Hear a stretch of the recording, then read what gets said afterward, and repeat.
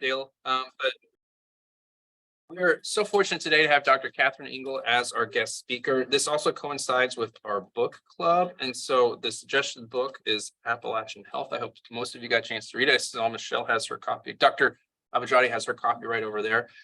We have several copies available in the library. This is mine and well, departments that I used, and you're welcome to borrow this one too if you haven't read it yet. But this is a really, so thank you for recommending this. This is a really good book that just gives a primer on many things, one of which is that Appalachia is not a monolithic group.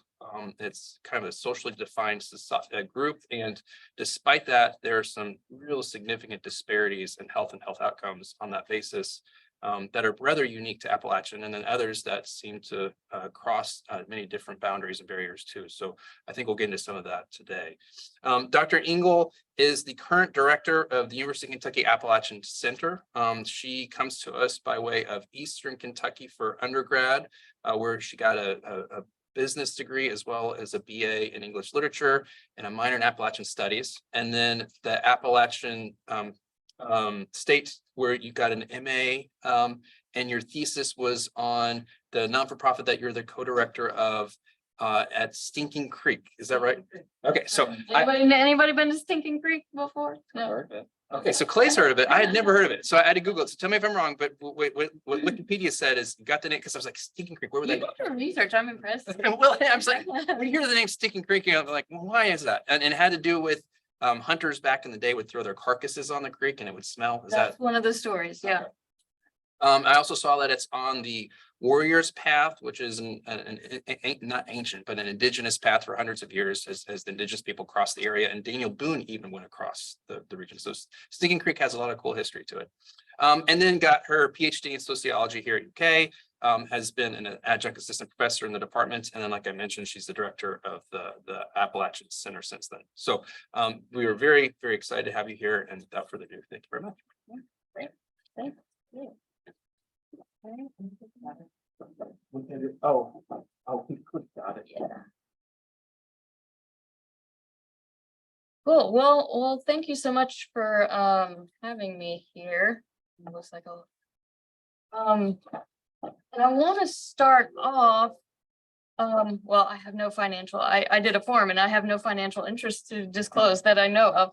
I'll also say I am not in the medical field, and I don't identify as a medical sociologist. I'm more of a rural sociologist, somebody who studies local agriculture, just transition in Appalachia. I'm working on an edited volume about that idea of just transition, so post-coal Appalachia. That'll be out next year, so be looking for that. My colleague and I, Dr. Shauna Scott, have been working on that for quite a while. So healthcare is not really my forte or background, but I think is really important, especially at UK and especially through the work of the UK Appalachian Center. So I teach classes in Appalachian Studies at the undergrad level, and I'll be teaching a grad class this next year as well.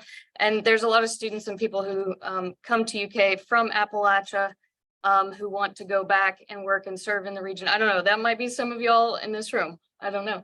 And so it's important to kind of think critically about health and healthcare in Appalachia. So in my Intro to Appalachian Studies class, we talk quite a bit about disparities and how that intersects with things like poverty, socioeconomic status, education, etc. So do I need to stand over here for people to hear, or? Okay. All right, so I do have a few kind of broad objectives here through our discussion, and I'll kind of speed through the beginning here, and then I want to kind of have more of discussion at the end. But we're gonna, by the end of this, you all should be able to explain some different definitions and understandings of this idea of Appalachia, also identify some myths and think about aspects of diversity in the region. And then identify some common challenges related to health and healthcare in Appalachia. And perhaps we can think about ways to approach those challenges. For those of you who might be, thinking of working in the region or going back home to the region or seeing patients here at UK from the region, I don't know, do you all get a lot of people from Eastern Kentucky that you then are delivering services here in Lexington? Okay, yeah. So, and I think about this a lot because people from Eastern Kentucky have kind of two big associations with UK, and that's UK basketball and going to UK. That means, you know, my mama went to UK, meaning that UK hospital, right? Got sent to UK from their small regional hospital. It's not a good thing usually when somebody says, oh, he's at UK, you know what I mean? Because, you know, we see in Lexington a lot of the, you know, severe cases and people seeking specialized medical care. So yeah, we'll talk about that here at the end. I wanted to open too with speaking of the Warrior's Path and Indigenous people, at the Appalachian Center, we usually kind of open with a land acknowledgement, thinking about how we are on the lands inhibited for millennia by the ancestors of the Shawnee, Cherokee, and Chickasaw and other nations, thinking about the impacts, long-term impacts of settler colonialism and white-centered institutions like UK, and Appalachian studies as a field, which we'll talk about a little bit, has a particular responsibility to counter these historical narratives that marginalize and erase Indigenous and minoritized voices in the region and in its past and present. So thinking about how we at UK can commit to and go beyond just acknowledgements of where we are situated and where our satellite campuses are situated and where our patients are coming from, and how that all intersects with race and settler colonialism and displacement and all these things. So that is our land acknowledgement for the UK Appalachian Center. I won't read it verbatim, but just to give some context. Also to give some context, I wanted to read this. I'm a real big fan of this piece. This is by Helen Lewis, who's known as the grandmother of Appalachian studies. And it's like, okay, why do we even need to study Appalachia? Why do we care? What does it matter? So this is from her that kind of talks about some of the dichotomies, you know, brings up some of the dichotomies within the region. So Appalachia is a region and a place, real and mythical, beautiful and devastated, geological and political, rich in resources and a poverty pocket, a place to exploit, a watershed for the eastern seaboard, and destroyed and polluted headwaters. Weekend cabins and homes in the holler, yesterday's and tomorrow's people, hillbillies and folks, bluegrass and hip hop, poets and politicians, professors and protesters, preachers and prophets, a model and a warning sign for the nation. So if you want to study Appalachia, here's what you do. Start where you live, interview your elders, map your community, write your local history, who lives where and why, who owns the land, minerals, resources, who is rich and who is poor, who has power and who is powerless, who are the storytellers, the poets, the singers, who is in jail, who is sick, who is angry and who is throwing the bodies in the river and who is pretending it's not happening, who is speaking truth to power, who is feeding the hungry, who is healing the sick, who is writing the poetry, saving the stories, saving the land, singing the songs. Find out who you are. What is your place in this place? So that's kind of to give us an introduction. I know we're all kind of coming to this conversation from different places. But that's, yeah, from Helen Lewis, who's a UK trained sociologist and known as the grandmother of Appalachian studies. So we'll tease out some of that stuff here. But first of all, and I don't know, this link will, I know there's some folks virtually here, but I've passed out a map. We're going to start with a little activity here. I want you to look at this map and shade in where you think Appalachia is to start us off as we kind of get on the same page. Where is Appalachia? What is Appalachia? What is its significance? I know writing utensils, I did not, I don't know if doctors carry pencils these days, but we're all just carrying around our laptops. We all have pens, unfortunately.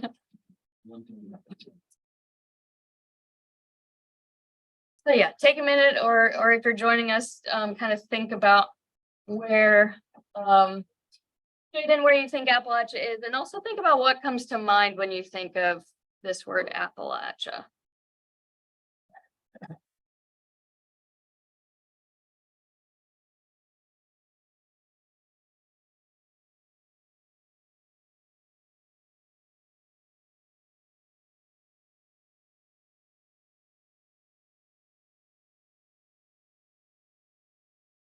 So a few words, maybe we'll start with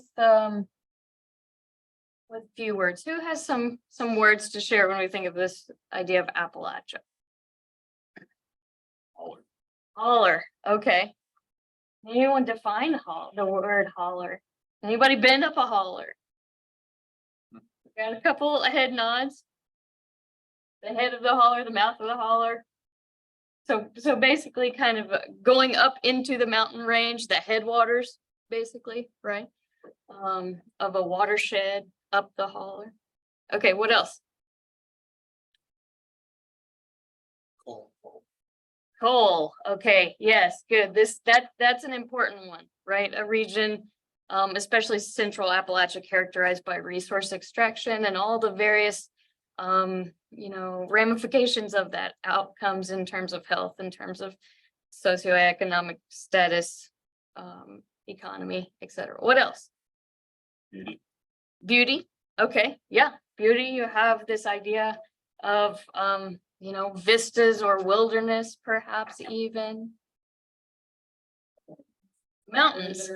That's right, yeah, the Appalachian mountain range. Okay, yeah. And the mythology of that.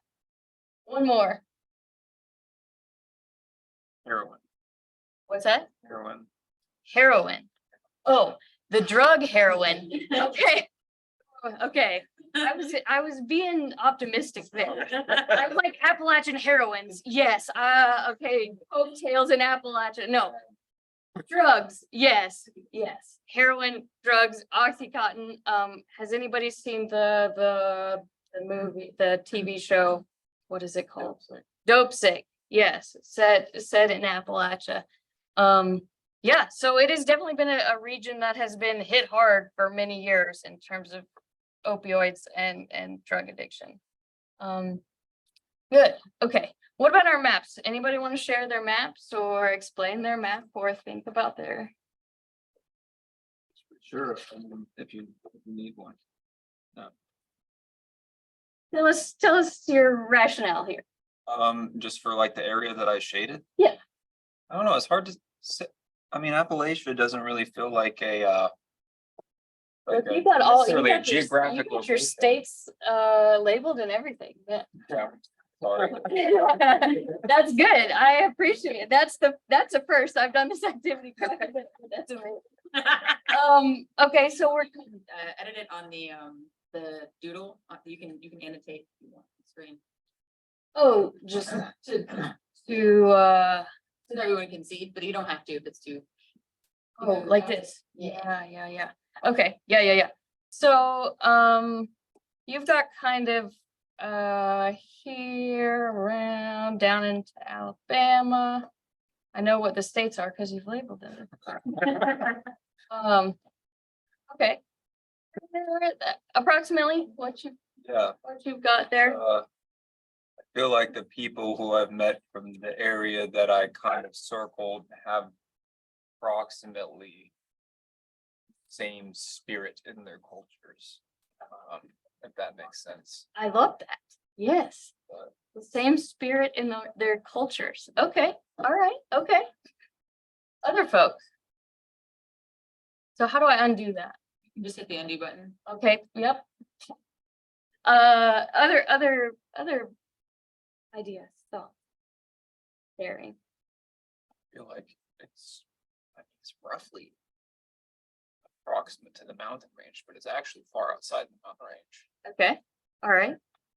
So following the mountain range, approximately. But also like good amount around it. Okay. The spirit of the culture. I love that. Yeah. Other folks. Show me your maps. What do you think? Everyone's scared.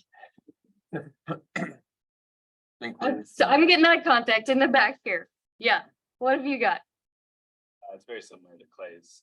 I remember learning that includes Southern New York, I think. Southern New and York. Down to Georgia. Southern New York and down to. All of West Virginia. Okay, good. All right. He cheated and Googled this. Okay. New York all the way to Georgia. That's fine. That's quite a bit. Other thoughts? Did anybody want to contest that or add to that? Okay. I want to show you some other maps. Okay, I'm not gonna give you a right answer here per se, because I would imagine everyone's maps are probably different, right? I've lost it. Oh, yeah. I'm gonna share some other maps for us to consider when we think about this idea of Appalachia. So we have mountains, we have coal, one word that often comes, we have drugs, health issues, poverty is often a word associated with the region, right? So here's some other maps just for us to consider here. Here's a physiographic regions of Appalachia. So again, the topography, right? The mountain range, different parts of the mountain range known as Appalachia, including the plateau, the ridge and valley, the Blue Ridge, the Piedmont. Parsing it out, here's another more detailed way to parse out the mountains. Of course, the Great Smoky Mountains, some of the most kind of famous, I guess, parts of Appalachia, thanks to Dolly Parton. Anybody been to Dollywood? Got any? Yes. All right. Every year. All right. I'm a big Dolly fan and a big Dollywood fan. So the Great Smoky Mountains have that kind of mythology and that, that beauty, and people go there for vacation and buy second homes there and everything else. Here's another topographical kind of map looking at the really long history, the geologic history of the Appalachian Mountains in terms of the plate tectonics of all of this. Thinking about how, if we really map it out, we're going into Greenland and over across the ocean in terms of tectonic time of these areas. There's just another video of it, thinking about the moving of the plates. And somebody mentioned coal. So thinking about where the coal deposits are, we have a lot in northern Appalachia, in Pennsylvania, in the coal fields. That's where my pappy's from, and his family were a lot of coal miners in Pennsylvania, coming down through the south. So thinking again, that overlaps with the mountains and the topography and the geology, right?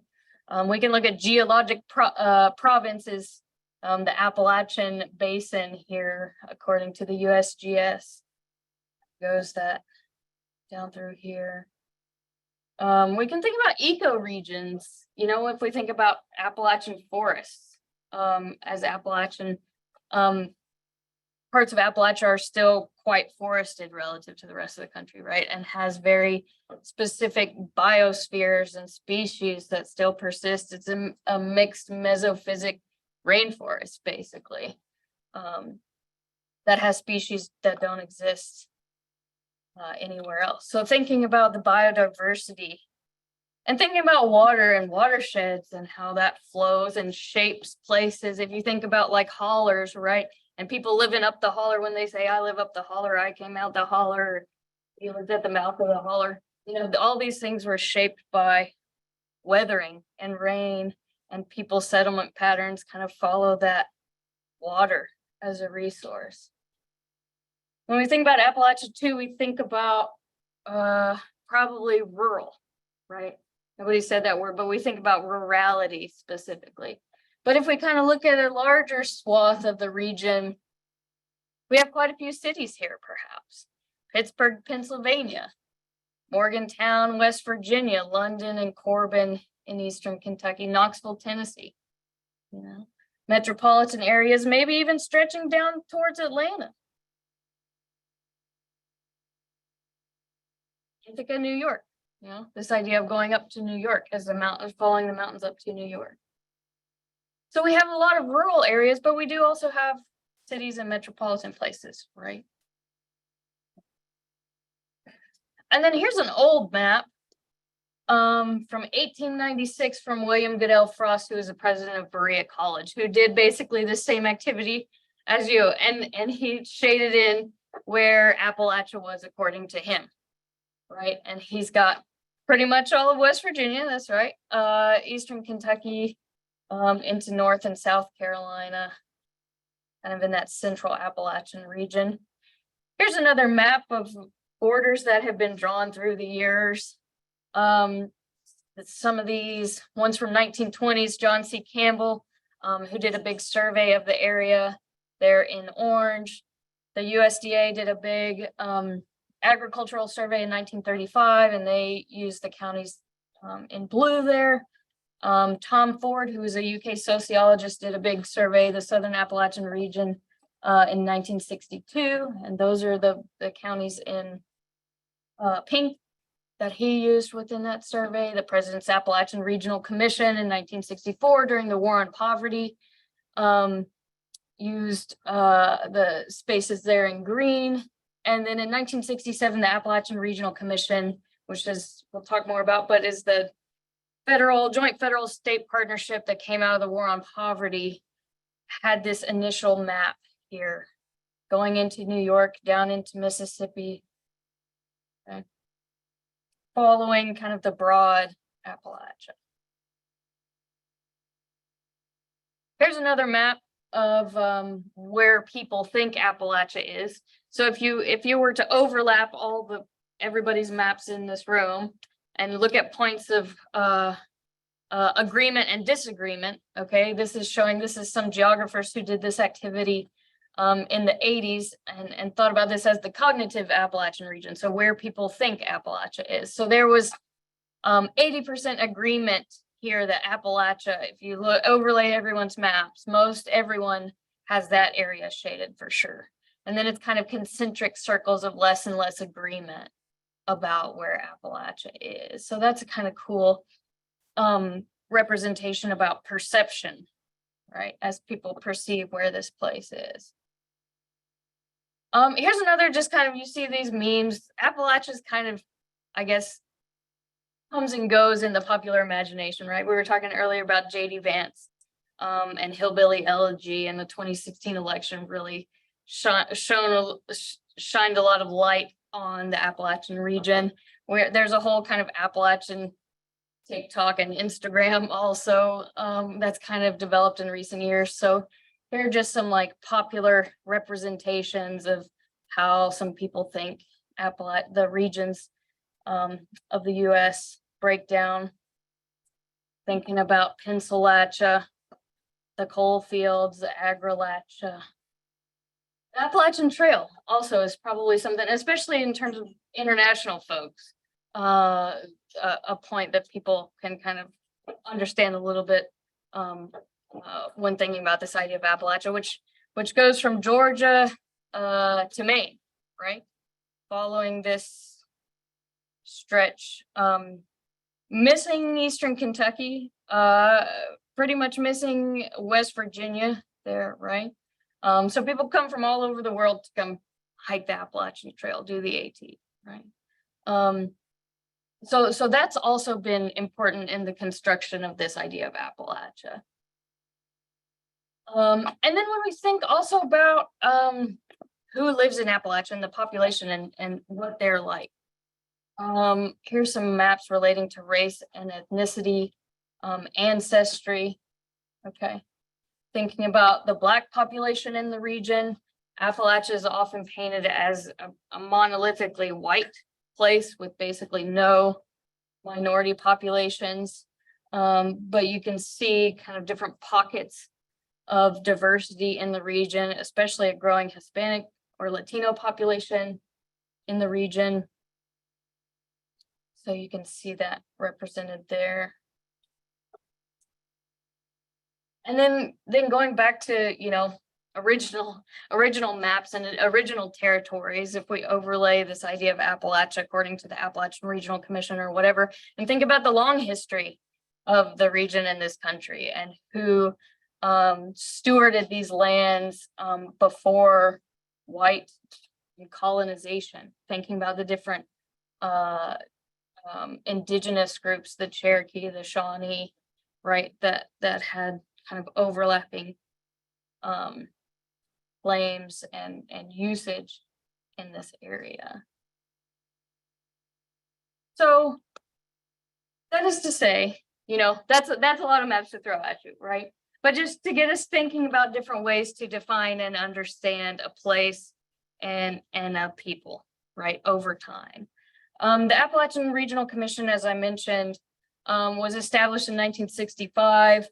And they have a lot of good reports and data that you can access. Their mission is to innovate, partner, and invest to build community capacity and strengthen economic growth in Appalachia. So this came out of the War on Poverty in the 1960s, where Appalachia kind of was brought up as a place that's really behind the rest of America in terms of infrastructure and health and education and poverty and all these things. So the ARC was created to try and bridge some of those gaps, and it exists still today, working on a variety of different projects in the region. And here is their current map of Appalachia according to the federal government, right? So what do y'all think about this map?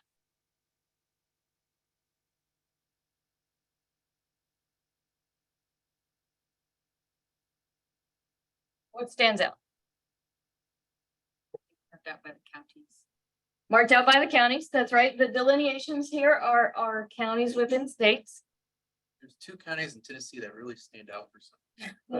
Yeah, what is going on here? Yeah, that's interesting. What else? What's going on between that and the other thing? What's going on here in Mississippi? Right? Okay, and you see we're stretching from New York down to Mississippi. And then we're jutting out. I mean, if you cut Kentucky in half here, this is over here in Western Kentucky for sure, right? So what do you think, what's going on here? How do you make sense of this? And it makes. There's a large cultural divide between that half of Kentucky and the other half. Mhm. Is that what you're getting at? Well, thinking about also the federal government's role in this.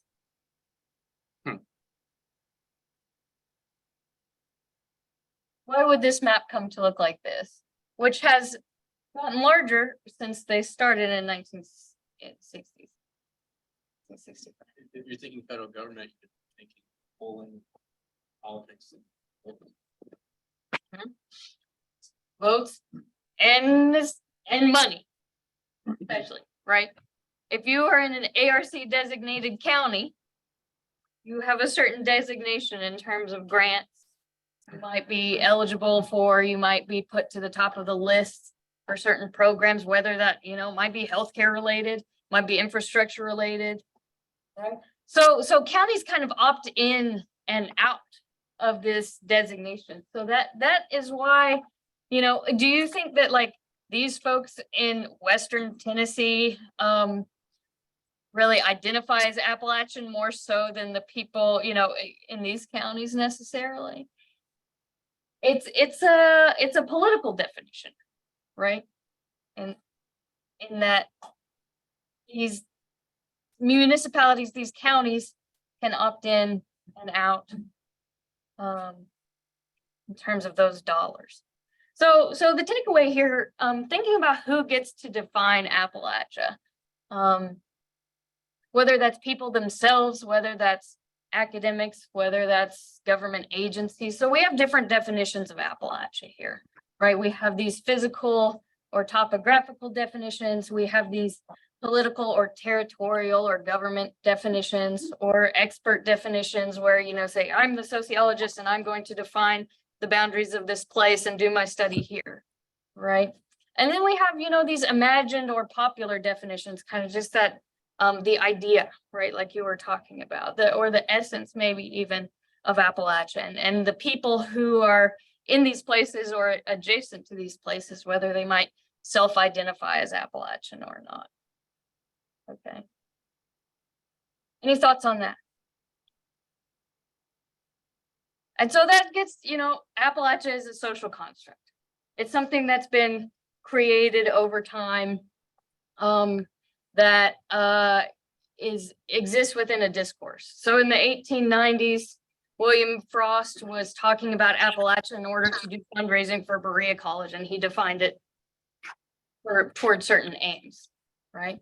And so Appalachia is a social construct, and that is a made-up thing, you know? Which is funny that I'm the director of the Appalachian Center, and Appalachia is kind of just this idea, right? That is amorphous and changing in many ways. But that's what makes it so complex and complicated and interesting. That this idea is created by scholars, activists, locals, government officials, healthcare providers. Perhaps if you say, I'm going to do a study and here's an Appalachian population and a non-Appalachian population, and you compare the two, right? And this is all part of, just briefly, the Appalachian Studies movement. I wanted to mention that in the 60s and 70s, in conjunction with some of the issues in the war on poverty, a group of folks got together to try and think about and understand, write about, read about, discuss issues relating to Appalachia. And so the Appalachian Studies movement, kind of like the birth of women and gender studies or African American studies, thinks about both social activism and scholarship. So issues of poverty, the environment, things like strip mining that were really coming to the fore in the 1960s, environmental degradation, this insider-outsider dichotomy, and pushing back at a lot of the stereotypes in the region, because we know that Appalachia is a very stereotyped place. Here's Helen Lewis, whose piece we read earlier, and Kratos Williams, who's kind of the grandfather of Appalachian studies. We'll skip that. The Appalachian Center here at UK was started, we are coming up on our 50-year anniversary. It was begun in 1977. We contributes to the land grant mission of the university by fostering community university partnerships and research, learning, and engagement in Appalachia, a region faced with unique opportunities and challenges towards sustainable development in a globalized context, right? So we work on various issues: teaching, research, and service in the region, community collaboration, everything from like local agriculture stuff to healthcare stuff, to people doing research on salamanders. We have affiliates, faculty affiliates from across the university that work with the center. So the UK, I guess I should say, is an important player in this whole issue of Appalachia and defining it, understanding it, serving it, right? As you all said, like, you are serving patients from Eastern Kentucky. And so that's kind of why it's so important to be able to conceptualize and think about and understand what it might mean to be from Knox County, Kentucky, where I work, and, you know, end up being up here in Lexington. I'll also say, you know, people have go back and forth on this issue of how to pronounce this place we now call Appalachia. I say Appalachia. I went to Appalachian State. Some people say Appalachia. I don't really, you know, in Pennsylvania, it's very common to say Appalachia. I don't really correct people. Don't feel weird about your pronunciation. Okay, so with that being said, kind of building on this idea of stereotypes in the discourse of Appalachia, there are a few myths that I wanted to get to very briefly here, thinking about within popular culture, how we think about Appalachia. There's this myth, as I mentioned, of homogeneity, that everybody in Appalachia is the same, everybody is white, everybody is poor, everybody is Christian, right? And even though Appalachia may be different in terms of diversity numbers in other parts of the region, there is that difference that can be found, right? That it's not all white people, that it's not all Christian folks, that it's not all rural people, okay? Especially if we're looking at that whole, I mean, there's millions of people in that whole stretch of the ARC definition. We also have this idea of isolation that in the literature over the past 150 years has really built this idea that Appalachia is in some way backwards culturally, and also just like isolated to where you can't, you know, these people are different because of their isolation. You know, up in the mountains, there's a whole genre of horror movies set in Appalachia, right? And the mountains, and that has not really done anything to help this mythology. But kind of thinking about how Appalachia really has been integrated into global systems from the beginning. If you look at agriculture and trade, commodity production, right? Appalachian coal powered, the industrialization of this country. Appalachian coal is powering the lights that are happening right now because we got a coal fire, probably. I don't know. This is a new building. But the coal-fired power plant is right here, right down the road. That's burning Eastern Kentucky coal to make us be able to do our jobs on a daily basis. We also have this idea sometimes that Appalachia is all the same. So there's equality, everybody's poor, there's no gay people there, etc. So breaking down this myth of equality and thinking about it in a kind of intersectional lens, that there are all types of people in Appalachia. And this idea of exceptionalism, that Appalachia is somehow magically different. When you cross that county line, right, you cross the river from Fayette County into Madison County, magically all of a sudden we are in a whole new world. So kind of just breaking down that idea of Appalachian people or Appalachian places are just inherently different. I'm going to skip over that and kind of go ahead and steer us towards the health stuff here. But I want to say Appalachia, is not a monolith. There's lots of difference that can be found, different cultures, different traditions, people of different socioeconomic statuses, and thinking about rurality also as an aspect of diversity. So I have a house in Lexington and I also have a house in Knox County, okay, on Stinking Creek, right? And I can get internet here in Lexington for $40 a month, and it's pretty reliable and whatever. And on Stinking Creek, there's only one provider, and the internet goes out and phone goes out every time it rains, right? And it takes me 15 minutes to get off the creek to get to the Dollar General, okay? And another 10 minutes to get to town. There's no, Grubhub or whatever that comes out to my little log cabin in the woods. So my life is different when I'm in Knox County working and living. So thinking about rurality and how people's lives are just different due to place, right? And where they live, and what amenities might be there or might not be there. And that very much applies to healthcare, and especially when we think about issues of transportation, right? If it takes you 15 minutes to just get out the hauler, and then, it's 2 hours to get to Lexington, just driving, that's half your day to try to get here and back. So what that means in terms of your daily operations. And I know y'all probably talk or think about things like social determinants of health, and the different policies and programs. I'm a sociologist, so I think about structures and the underlying ways our social systems set people up towards certain ends, right? How our policies, how our physical environment, how people's social and economic factors impact health outcomes is an important thing to think about. So if you think about this in an Appalachian context, which that book does, that book will explain a lot more of this better than I can. But if you think about people's educational attainment or their employment and how that affects their health, their insurance, if they, lose their job, their ability to have family support to take care of their kids if they have to go to the doctor. It really kind of has a cumulative effect, I think.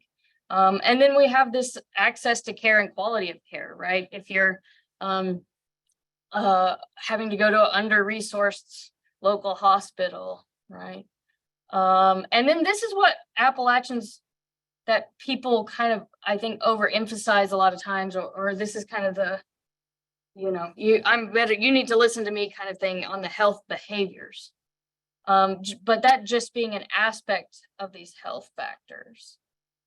This kind of a thing, y'all talk about this is kind of a familiar thing in terms of it's not just people making decisions to, be unhealthy or have these outcomes. So again, social determinants of health, something to think about in terms of Appalachia. So here's a few, and I want to have time for us to discuss a little bit. Here's a few things to think about in terms of health and healthcare challenges in Appalachia that I've kind of just been ruminating on and thinking about a little bit. And I would also say, going back to that idea of Appalachian exceptionalism, that a lot of the problems, the issues, the health outcomes, the diseases, etc., mirror the rest of rural America, right? That sometimes there is, though, something in the water in Appalachian communities that do impact people, but a lot of this overlaps with a lot of the problems that we have created as a society, you know, across this nation. But we do have in Appalachia continue to have persistent poverty in the region, lower rates of educational attainment, right, which we know has correlations with health. That access to healthcare may be a challenge. So I invite you to think, again, thinking of somebody coming from Stinking Creek to UK to have a procedure, or I don't know, you get stuff out of people's eyes, you do eye surgery, right? So I work with Charles, who works at the sawmill, and you know, he's got something stuck in his eye. They can't take care of him in Corbin or Barville, so it ends up here to UK with you fine people. And you know, he's probably worked most of the day, driven 2 hours, not sure who's going to take care of the kids. That is, if he's able to get a ride. So there's all these kind of factors in terms of access, right?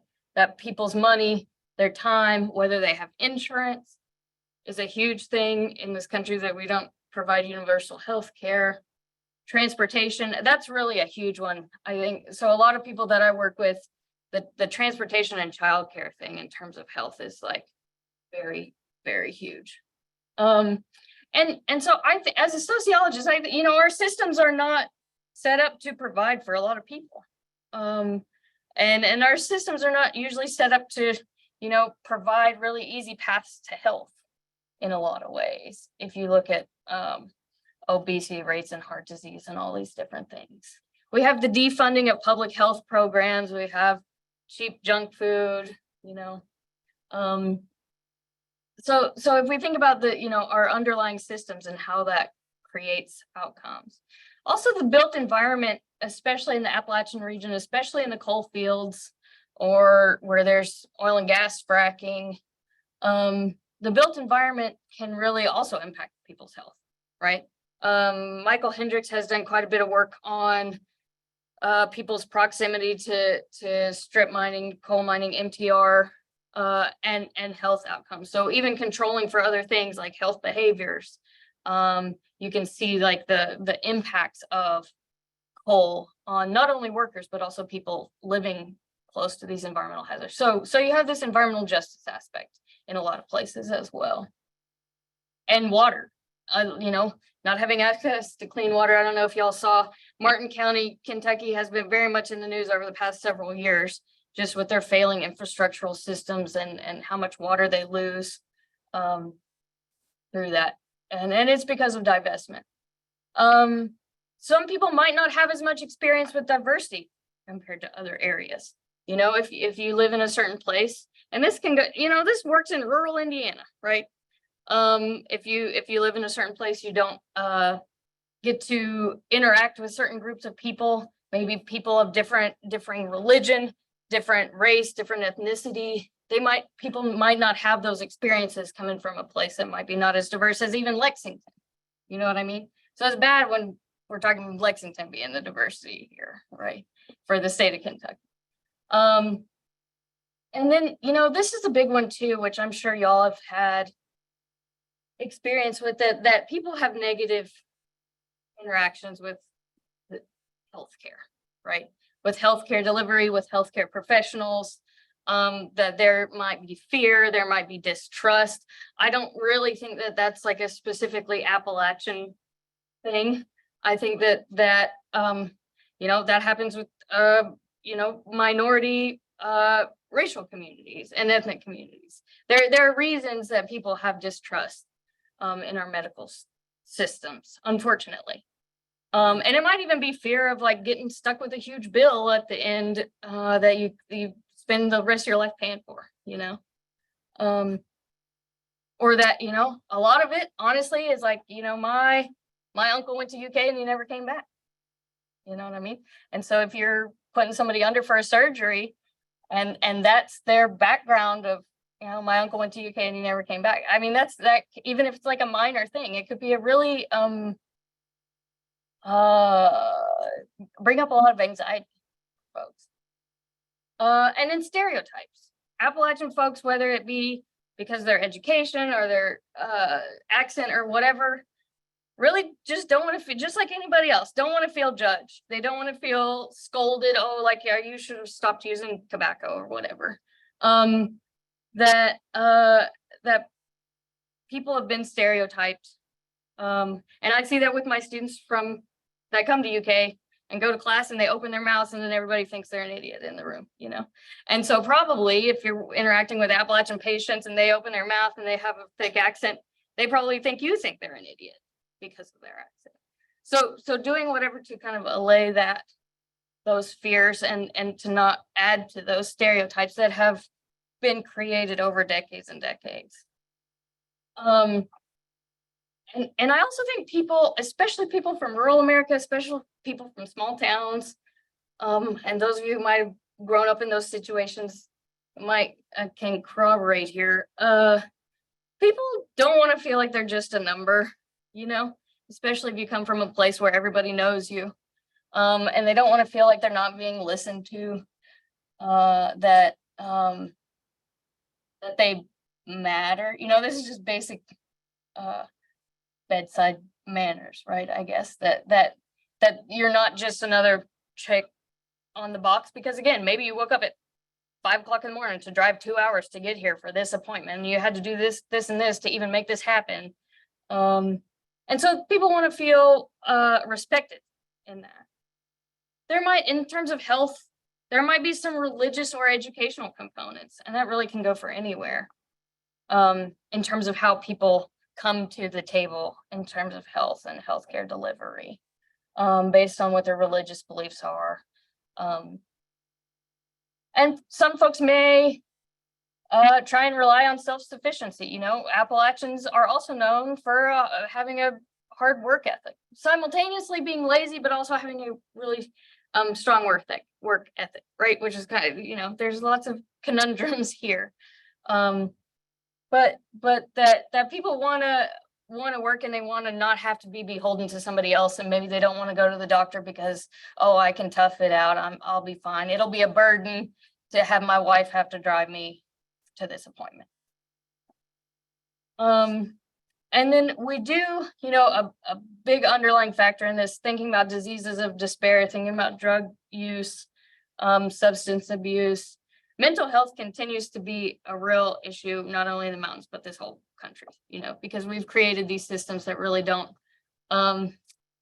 facilitate people's mental health flourishing in a lot of ways. And if you got to worry, if you compound these factors, if you're worrying about your kids, you're worrying about if you're going to make rent, you're worrying about if your car's going to start, you're worrying about if your heart is really that bad, or is this thing in my eye like really that bad? I can just like put it off, right? And that's probably why people come to you months later than they should, probably, right? So just to close, and we can talk a little bit more. I think people just want to be treated with respect, no matter where they're from, or whatever their background is, or their you know, educational attainment or socioeconomic status. That people come to the table, people come to my classroom, people come to your room, operating room, or whatever clinic, with all different backgrounds, all different stories, you know, and people just want to be respected in those moments. So I've thrown a lot out here, but maybe we can take the last few minutes just to kind of discuss or thoughts, or you can tell me, no, that's wrong, or you know, or if you've had experiences that might speak to any of this. So thank you for this. This has been phenomenal. I really like that last slide, just thinking as healthcare providers, all that goes into the background of someone that we're seeing for just a moment in time in a clinic. And then these are a lot of our trainees here that they're seeing in the ER, like you're already seeing someone probably on the worst day of their life. And then all the compounding factors that go into that moment that we don't really consider on a frequent basis. It's really eye-opening and humbling. So thank you for all that, but definitely providing that perspective. Sorry, I'm just providing commentary, but I do have a question. You've hinted on the social determinants of health, and mentioned we probably have a good background on that. And at least I don't. It's not something when I was in school that was ever even talked about, and perhaps at our younger generation, it was heavily hit in the medical curriculum, but I don't think so. I think this is something that's still evolving, and really we aren't professionals, so it's always great to hear that.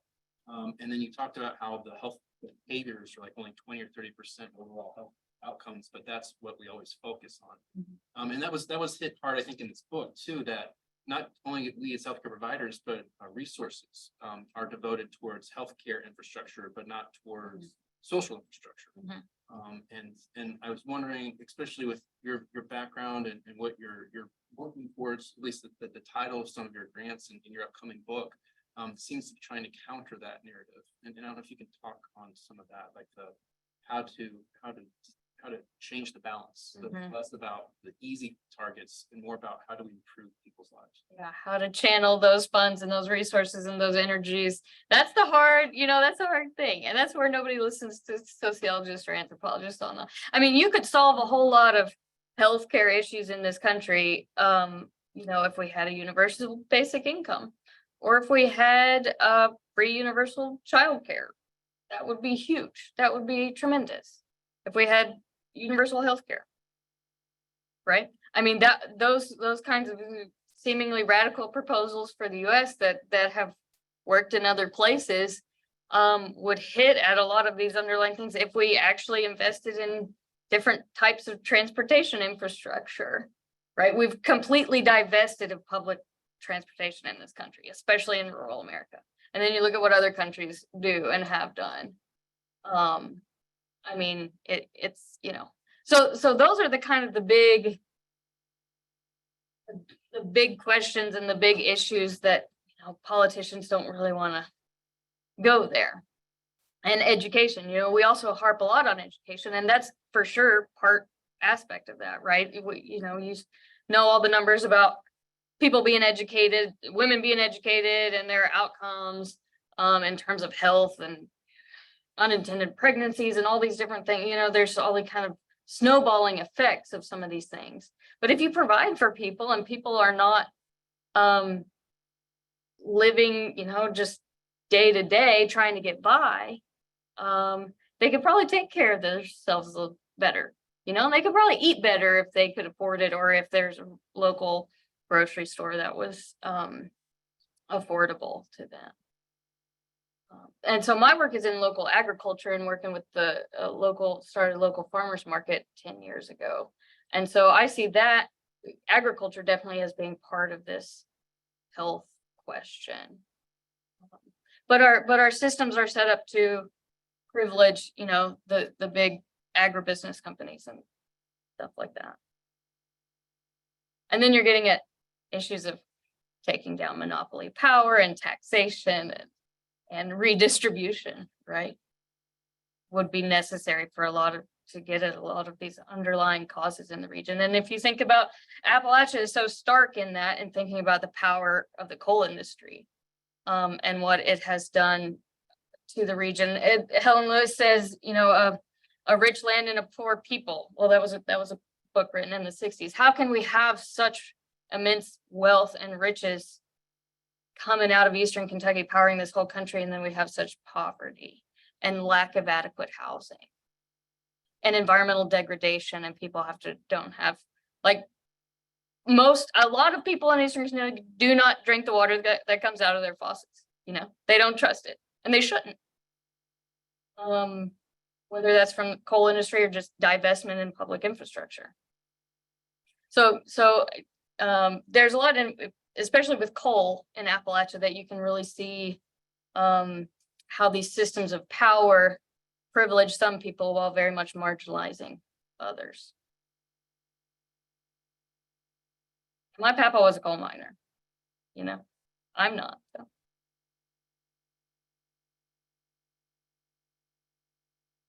I know we're coming up on time here. I don't know if anybody else has questions on that.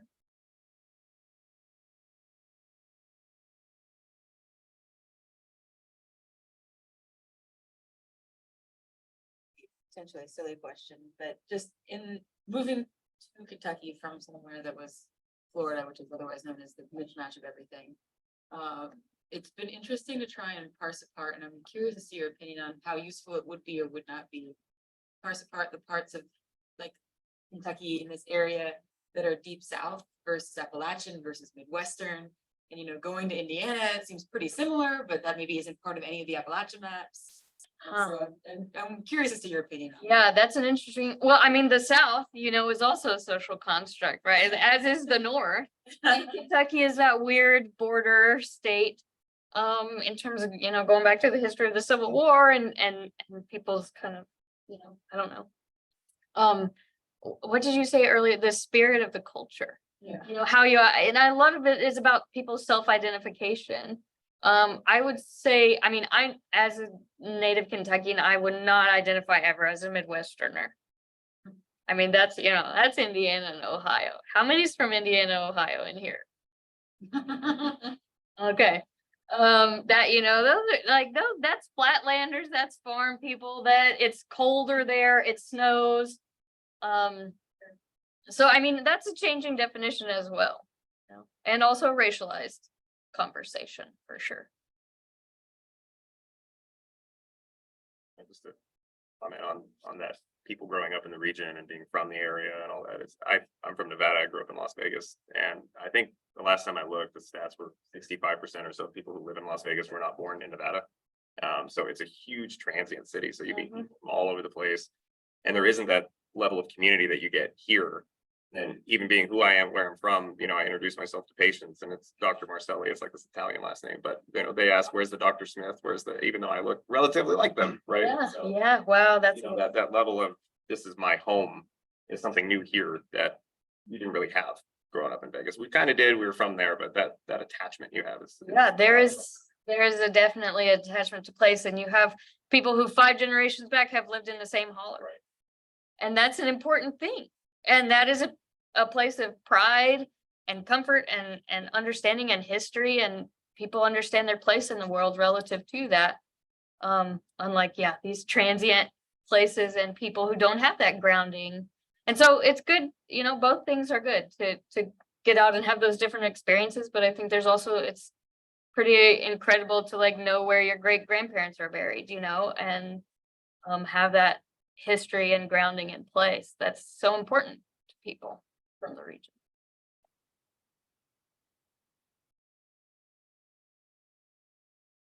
Health outcomes, and what came to mind is the recent Mountain Dew marketing, which is bluegrass bottle, and our issues with diabetic retinopathy and just, you know, an issue that is Diabetes affecting your eyes.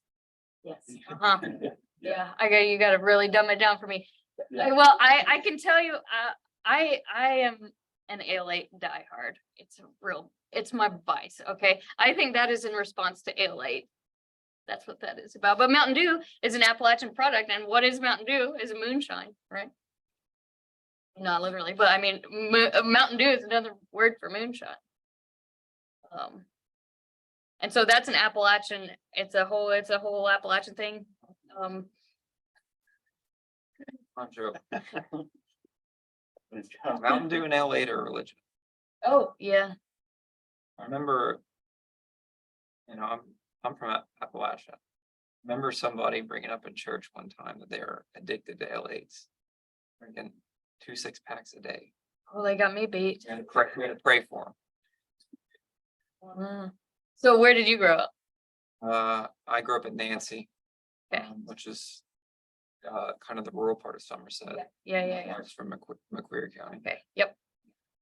There's like farm stores. Nancy has like big farm stores. Haney's Apple Orchard. Yes, yes, that's right. I grew up between Haney's Apple Orchard and Mill Springs Battlefield. Okay, amazing. I like Haynes. Oh yeah, they got a lot of rare apples like Arkansas Blacks and Yeah. things that you can't find anywhere else. So go visit, we're not far down the road. You go a few minutes south or east and boom, there you are in Appalachia. I think another really important thing is that my interactions with the people, they do have, I think probably the spirit that I was referencing is just an immense pride. Yeah. Even though it's kind of screwed up sometimes, they don't want things to change, really. And I feel like they feel like people from Lexington try to change them and the way they are, and they don't like that.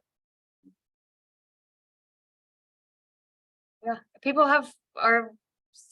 there's people that are set in their ways all over the place, right? And that people have pride in their communities and their lives and their lifestyles. And if you question that, then Yeah, I can't tell you how many times somebody has told me, like when I'm out east, they say like, sound like you're from Lexington. It's like, oh crap. yeah, that's an insult, right?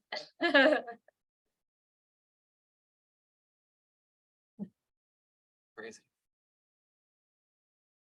But I invite y'all to stop by and see us at the Appalachian Center. We're at 624 Max Welton Court. We have coffee hour every other Thursday and people just show up, students, faculty, people from across the university, talk about Appalachian issues and the region and yeah, come by and see us, and thanks for having me this morning.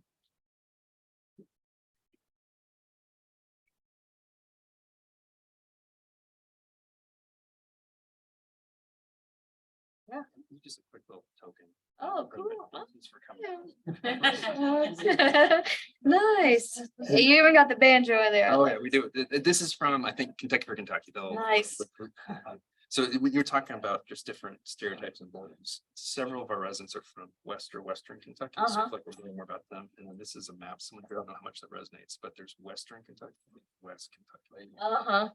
So even not just us, on the east Yeah. side, but even on the west side, And- there's just differences. in And what- Western Kentucky is producing more coal than Eastern. Oh, really? It is. Producing more coal and has for quite a few years. I didn't know until I was So you think I don't know. Kentucky has a coal state, or whatever, especially Eastern Kentucky is a coal state, but Western Kentucky has one. Like strip mining or It's, what kind Yeah, it's more deep mines, and it's not like, yeah, the mountains are not there, so it's kind of like different kind of mining, but yeah. You're not wrong. But yeah, it's producing a lot. They don't create secrets with them. I don't know. Oh, I was gonna come over here to help Oh, up with that, yeah. But thank you so much for coming. And it's really neat to see. Quick question. Without going too far with it, so much of academia. Here